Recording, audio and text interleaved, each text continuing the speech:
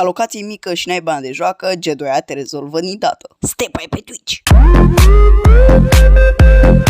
Salutare tuturor, la un episod. Astăzi o să facem un episod în care o să ne uităm la anunțuri retardate de pe OLX, trimise de chiar voi.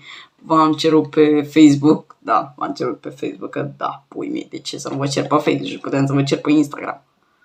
Bine, cred că data viitoare o să vă cer și pe Instagram.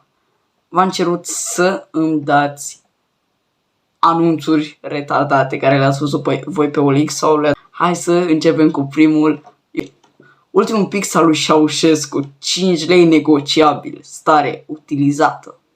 Ultimul pix al lui Ceaușescu în exclusivitate la un preț accesibil pentru orice buzunar.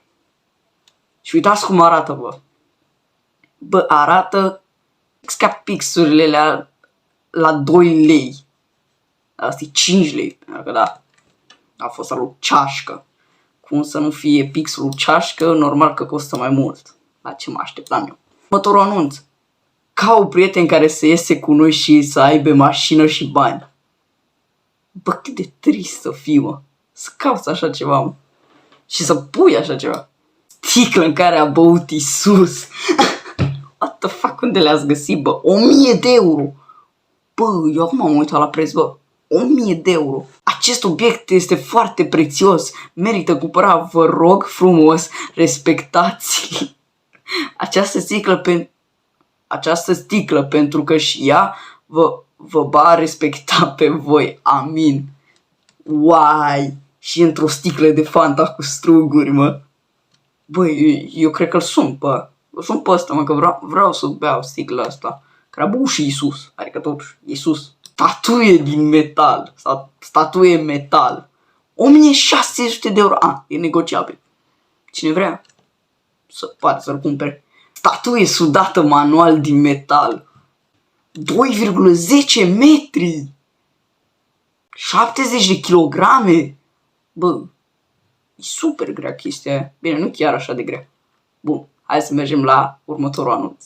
Vând iPhone 22 nou 2030. 10.000 de euro. Prețul este negociabil. E bine. Model iPhone, stare, utilizată. Bă, eu nu înțeleg, bă, pe ăștia, da poza asta, uitați-vă la el, mă. Doar uitați-vă la el. De unde ați găsit, bă, chestia aia? Vând iPhone 22. E model subțire, super slim. E imposibil de spart, e lunguieț. Te cred pe cuvânt, frate. Piatră de companie, 25 de lei. Bă, uite câte pietre, mă. Bă, dar stai așa. Bă, trebuie să aflu numărul ăsta. Că dacă, bă, îl sun, așa pot să-mi fac și un prieten, bă. Tace decapotabilă 2 în 1. 4946 de lei. Are nou modelul 1310. E, mă, electric? What the fuck? Combustibil electric. Mamă, e și electrică, ești nebun? Bă, ce mai vrem, mă, draș? De la asta. Număr de uși, 2. Care 2, mă? Gata, le-am văzut, mă. What the fuck? Vândace decapotabilă, curată, 2 în 1. Pentru a funcționa e nevoie de un cal sau 2. La 2 cai putere aveți aer condiționat. Funcționabil. Se alimentează cu fân. Bă, stai așa. Adică se alimentează cu fân. Bă, că aici scrie că e electric. Fânul e electric, mă. What the fuck? Bun. Mare, etc. PS. Nu are căldură. Bă, și eu care vreau să mă încălzesc, mă, acolo. PS. Din când în când mai miroase a motor stricat. Și are scurgeri de ulei.